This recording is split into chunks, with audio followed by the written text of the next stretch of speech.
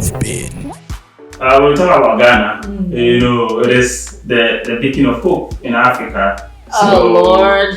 Anything that is the source of hope, actually is worth discussing or talking about. And that is the reason why you thought it's worth it having such a discussion today. I think, first of all, let's make one thing clear. I don't think that it's worth it to talk about Ghana. I just thought it's worth it to talk about the rivalry, not Ghana itself. You don't find that kind of rivalry with, let's say, Ivory Coast.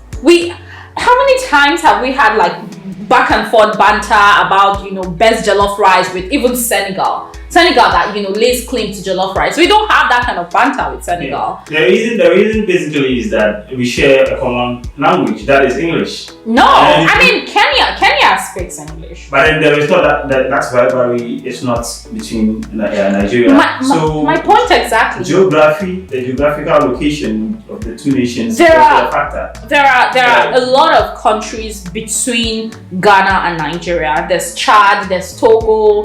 We don't even Benin. See the rivalry. We don't even have. They're all French-speaking countries. Yeah, they are, but like it's far apart, right? So we have a lot of other English-speaking countries. We have Kenya.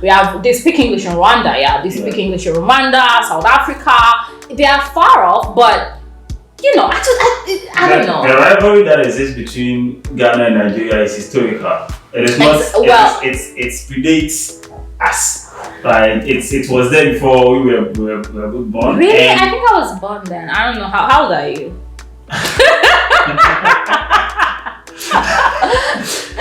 Okay. I never knew I was sitting here with an ancestor. Now I mean, you guys see, I'm really old, but that's why I'm wearing glasses, because my vision is definitely impaired due to age.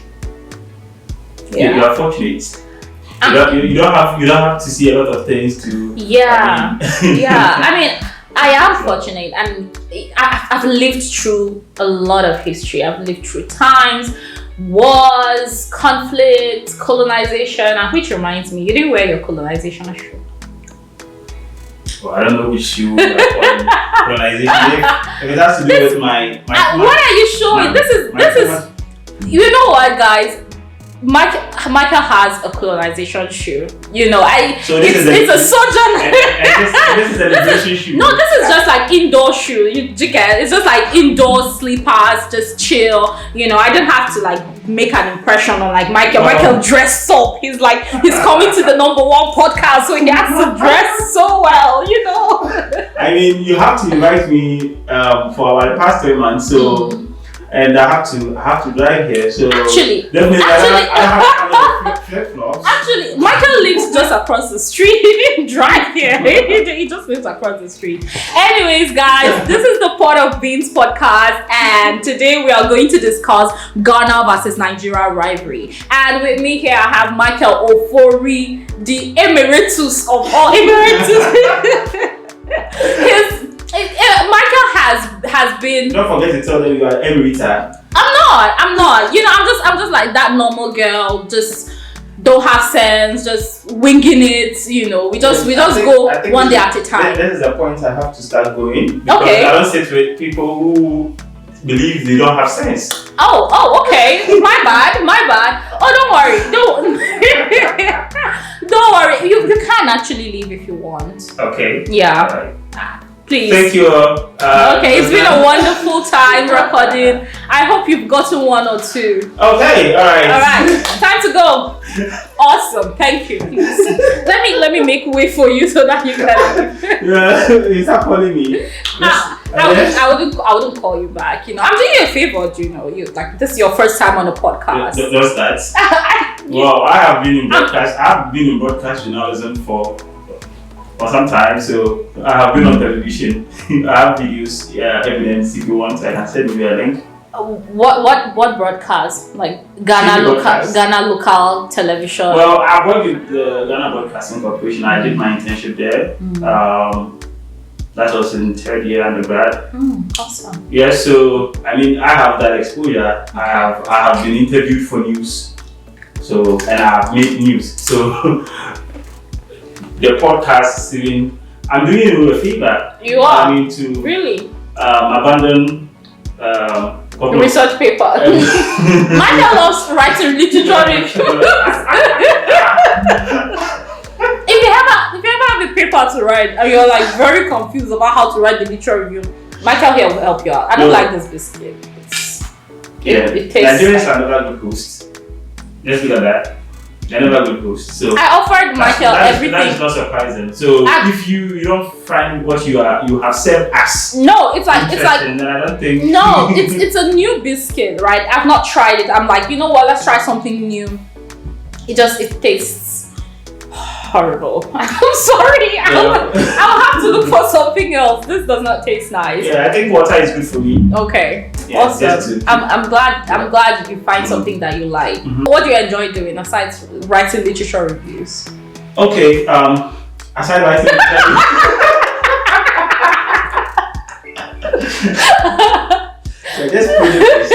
I just pretty nice, but that's fine. Okay. Yeah. So we are both people who are interested in academia. Are we? I don't think. If I am interested in academia, I wouldn't be doing this.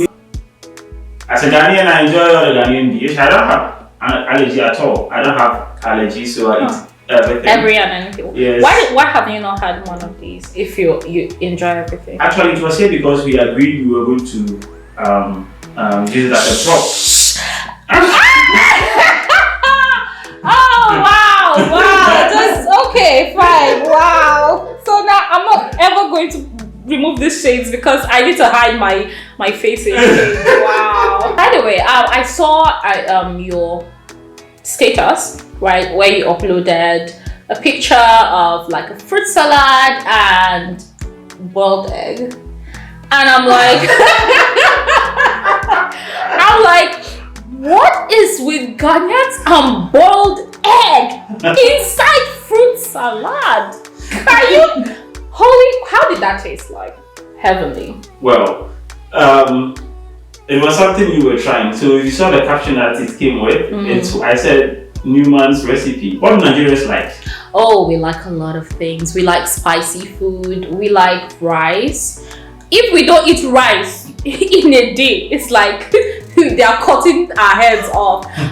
We also like swallow, like pounded yam or eba or what's it called now? Fufu, right? Fufu is pounded yam. No, it's not. Yeah, fufu is different. Fufu is like apple. What Igbos call apple. The ones the Ghanaians have been preparing for you to be eating. Yeah, I understand. Yeah. No. Our fufu is more tasty. It's tasty. It's tasty. No, not the fufu that you people eat. I know. You prepare fufu with like plantain, yeah. Yes, there are varieties. You have cocoyam, you have cassava, you have plantain. The fufu we eat is the cassava. We also eat the cassava mixed with plantain. Yeah, we don't do plantain fufu. We do cassava. Maybe some people do, but I'm not aware of that. Pounded yam. Yeah, we eat pounded yam. Do you eat pounded yam? Pounded yam is your fufu. No, it's different. Okay. Do you eat pounded yam? No. No, it's very delicious. You should try it. We are going to play a game, right? Are you ready? Okay. What is, first of all, we'll play tongue twisters. Do you know tongue twisters? No. I'm going to give you a word. You're going to repeat it, right? Okay. Fast. So, Father Francis fried 5 fresh fish for 5 fathers in France. But you're going to do it like very fast.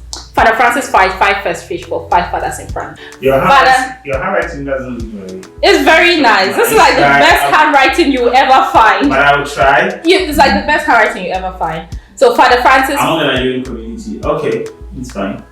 Even in Ghana. Father Francis fried 5 fresh fish for 5 fathers in France. Fast, let's go. Father Francis fried 5 fresh fish for 5 fathers in France. It's called tongue twisters. My tongue. It's called tongue twisters. That's why you need to go fast. Father Francis fried 5 fresh fish for 5 fathers in France. That was not. No. Father Francis fried 5 fresh fish for 5. No, guys. No. Obviously, obviously, man, you know. 1, 2, 3, start. Father Francis 5 First Street for 5 fathers in France. Go. Father Francis 5 First Street for 5 fathers in France. Well done. Nigeria 1, Ghana 0. Actually, I didn't know that this was a game. It was Nigeria 1, Ghana 0. It was a game. You asked me to go. It would have just been Ghana versus Israel. Okay. It's okay. I'm not going to do it. I'm going to back that up. Yeah, of course. Okay, guys, you see, Nigeria to the world. Of course. Nigeria, we stay winning. Trivial issues like this, yes, Nigeria always will win. Yeah, on very trivial issues like this.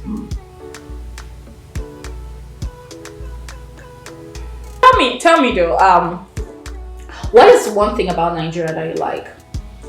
Well, I really love Nigerian movie actors and musicians. Okay.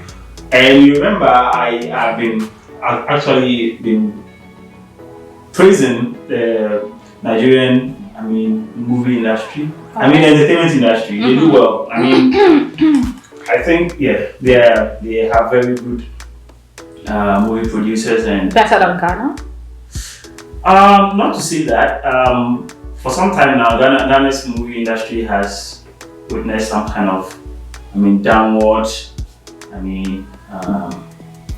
Stuff. It's been going down, but then Nigeria, I think, is doing great on Netflix. They have a lot of their movies there, and I actually enjoy watching some of Nigerian movies and listening to their musicians. Yeah, I'm glad you said that because just now you say we do well in just trivial things, but you just showed me that we do well in big stuff too. Because we weren't comparing. Because we weren't comparing anything.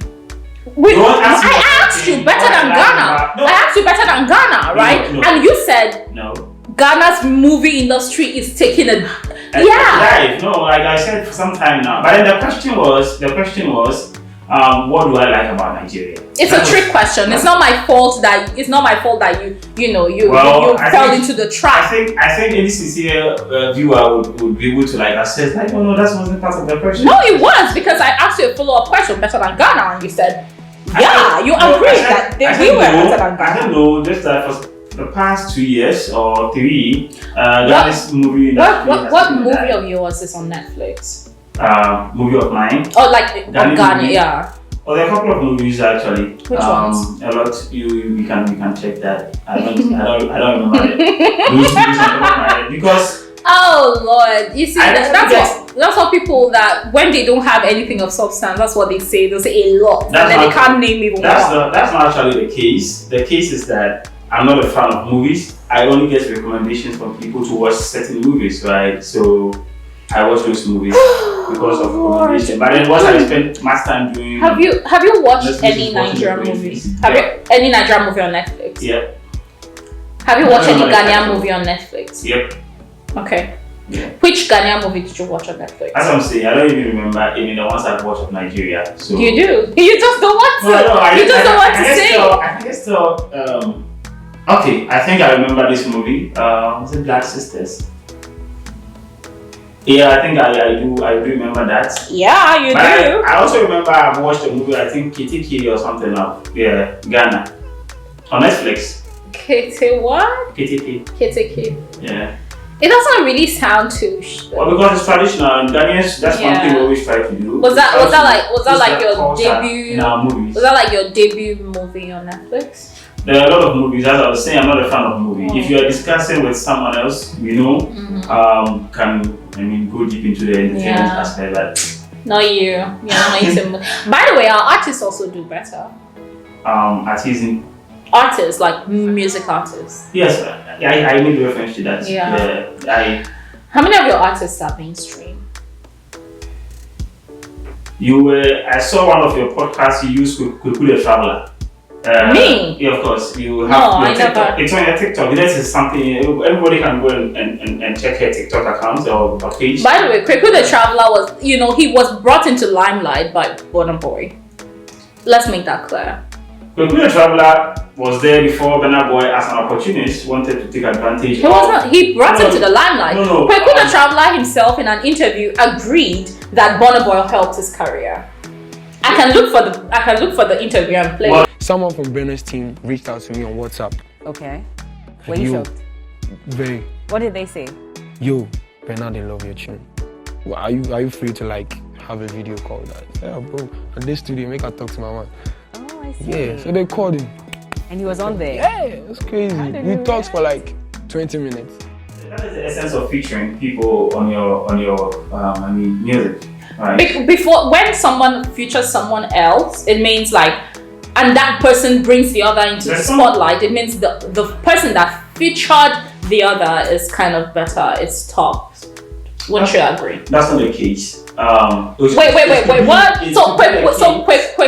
Just to be clear, is Kweku the Traveler bigger than Burna Boy? I don't. Unless probably we put that to a survey or some kind of research. Oh my lord, this is something that's so clear. It's not something that is so clear. How many hit songs are Kweku the Traveler have? That is your perspective, right? That's your perspective. Unless we do a research or a survey Lord. then we can reach that conclusion. Oh my goodness. You see, this is what happens, right? when people know they are losing, they just don't accept the fact. No, you have to speak in a very empirical way than observational or the charts are there. The charts are there to show it. That they use computerized methods. So since that's what you understand better. The charts are there. You know, the album release, everything is there. The audience are there. Well, yes. So unless we begin to do all those compare all statistics, then we can make that conclusion as empirical people. I understand that you're losing, and it's hard for you to admit something. And it's just like in any situation, you just argue opinions, right? Yeah. So you want to state some statistics. So according to survey data, according to some kind of some analysis that was run by some credible source, this is what they found. Then you can have a very cogent basis to argue, right, about. We do have. We could check social media now, and then we could check the charts. We could check Apple Music, Spotify. We could check all of that. And then what would be the criteria for assessing the number of followers or? There will be metrics such as how many albums have been released. How many charts have they topped? Right, all of the. Does Kweku even have an album?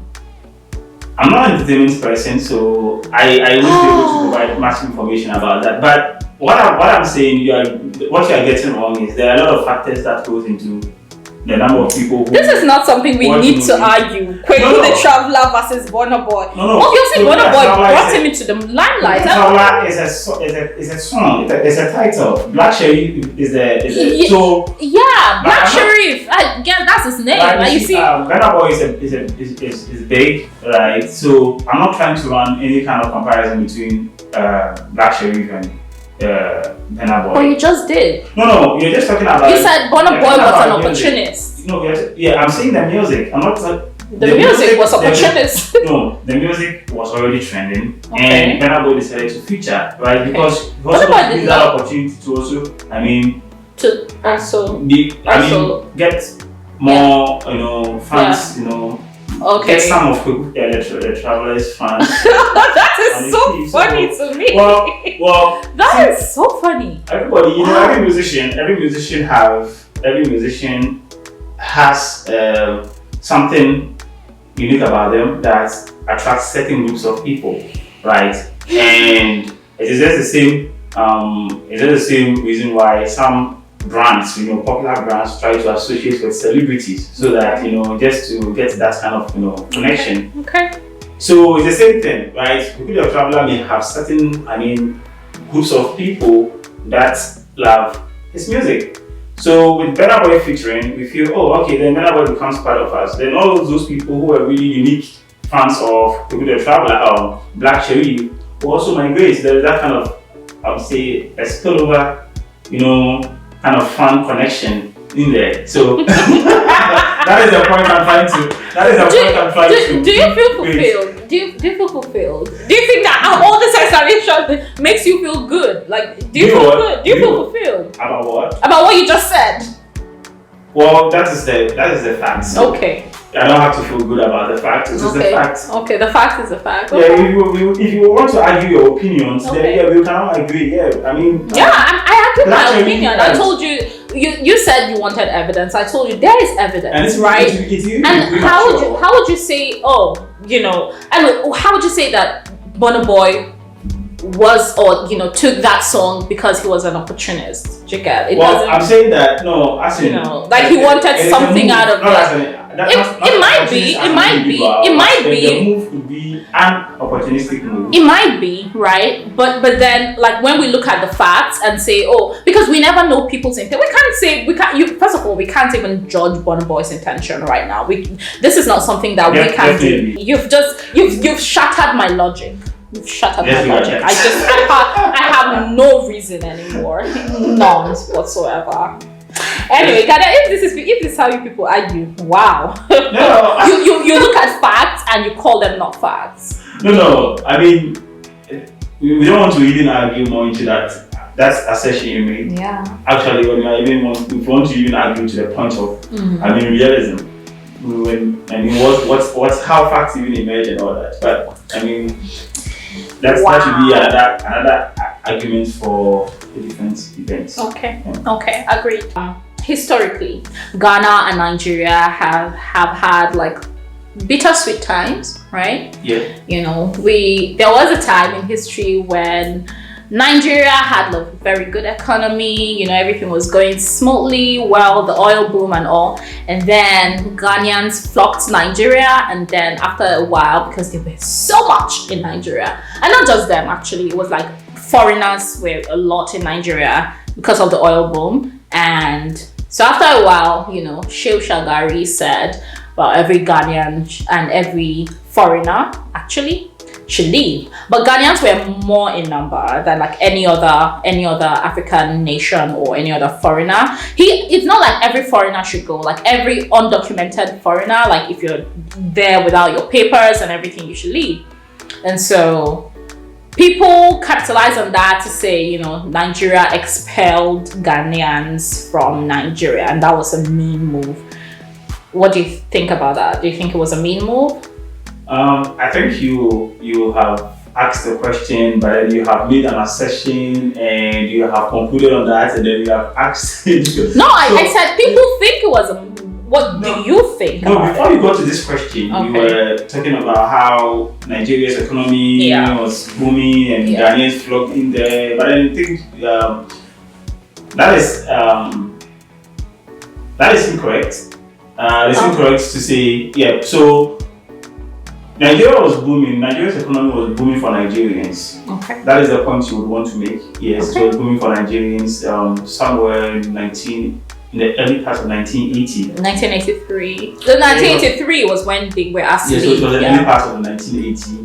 And so historically, right, after Ghana got its independence, right, Nigeria's economy has never been better than Ghana's economy. And even up to date, that is one thing that you would want to read into the economic history of Africa, especially West Africa. You get to know about that.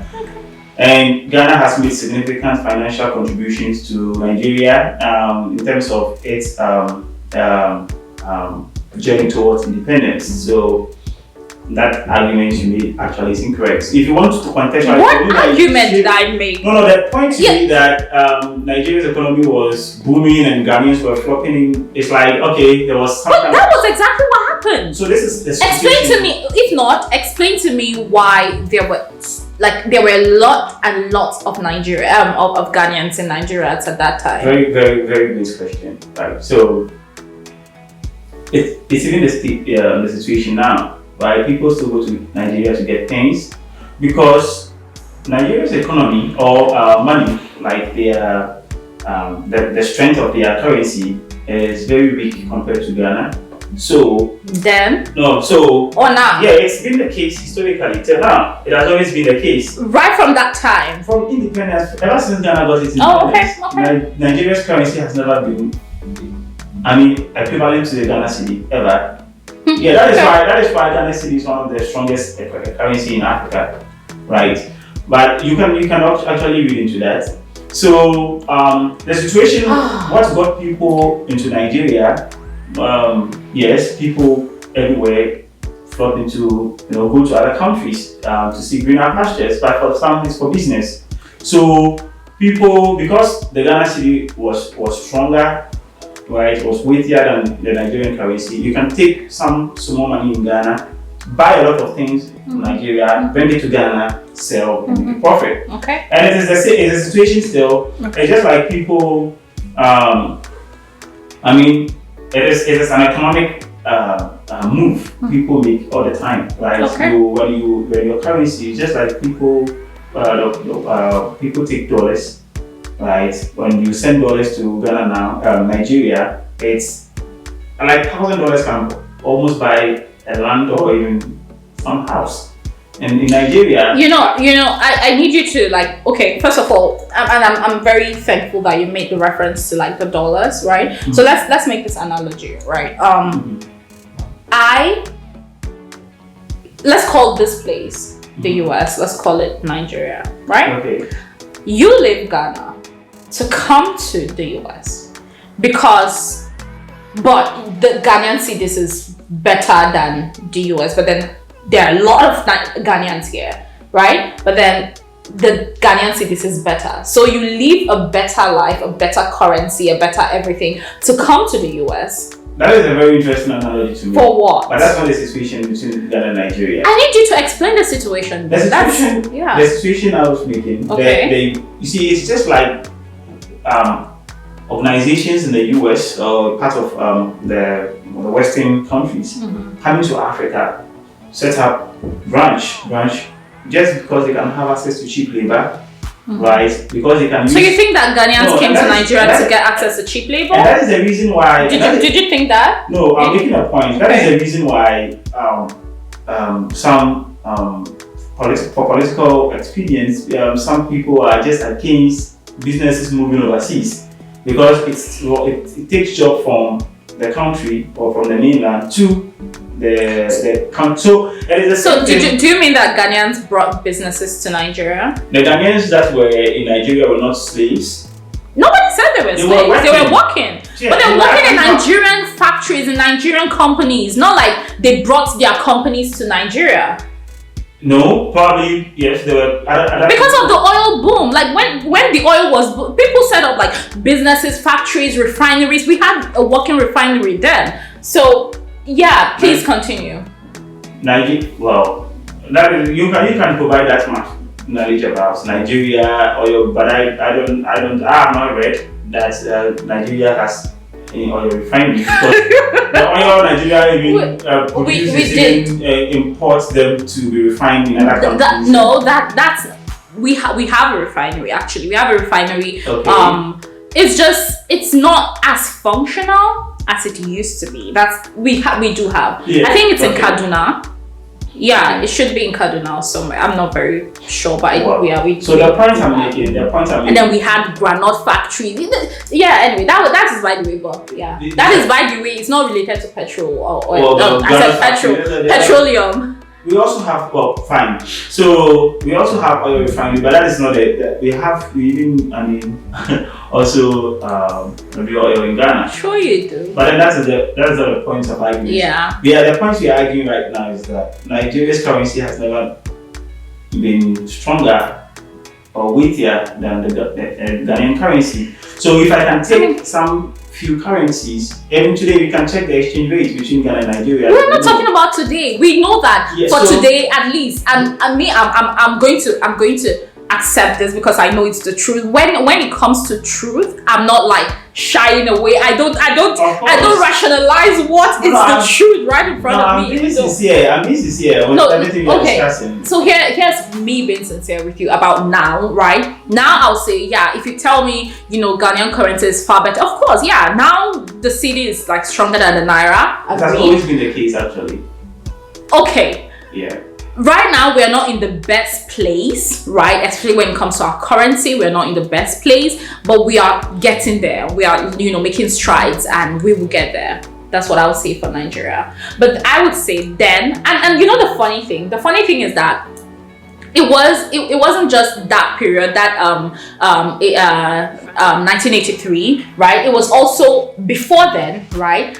Nigerians were in Ghana and they were also expelled from Ghana. Did you know that? Yeah, it's just like I think it was in 1969 or so. Then that 1969. Yeah. I'm not very privy to that history.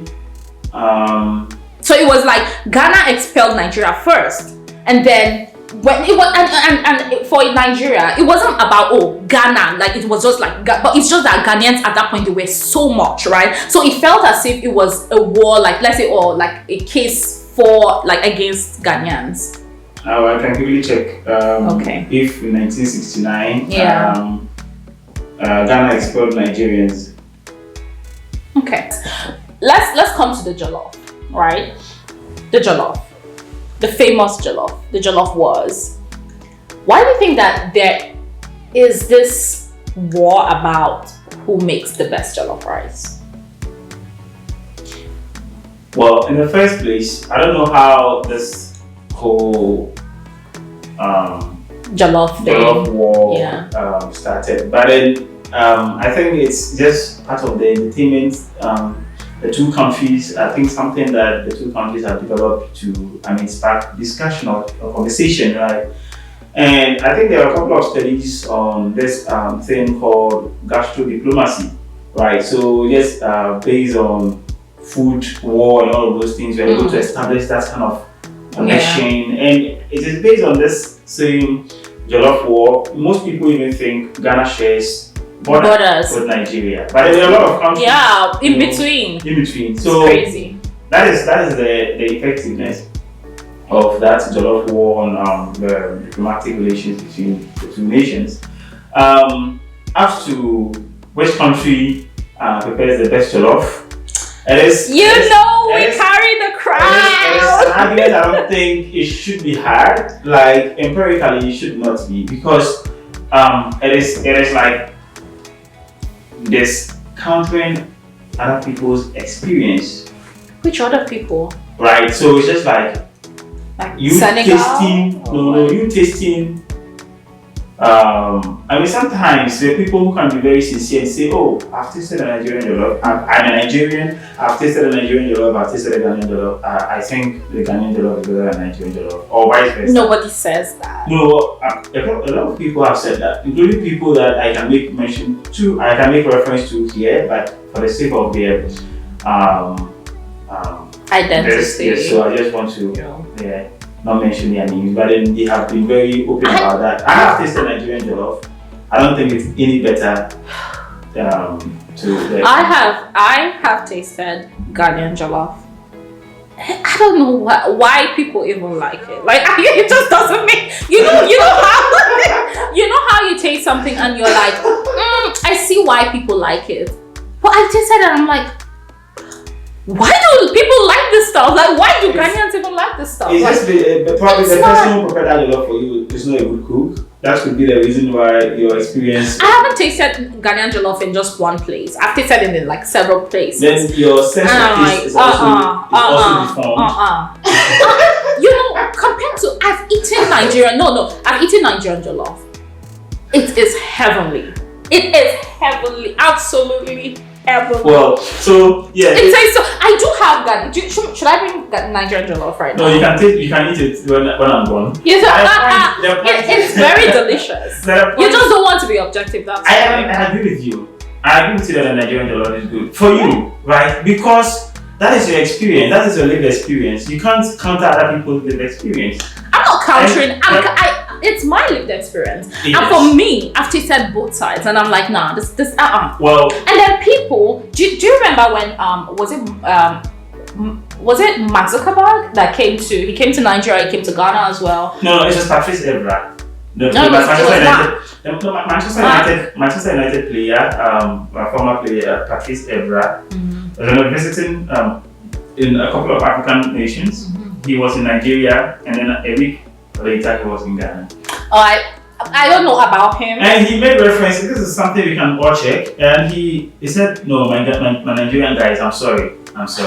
Like Ghana jollof tastes better." You know what? So when you always have someone who is foreign to the two countries jollof, to taste and make assessments. Then Do you know? yes, so that will also be their experience. Yeah, check when Mark came. Mark came to Ghana. He came to Nigeria. He tasted the jollof, and he said Nigerian jollof was the best. Okay, well, fine. So also when Cardi B, which is something that Ghanaians don't like to admit, when Cardi B. It was such a funny experience. I feel sorry for you guys. I'm so sorry that happened to you guys. It was so embarrassing, guys. It was so embarrassing for Ghanaians. I felt sorry for you. What happened?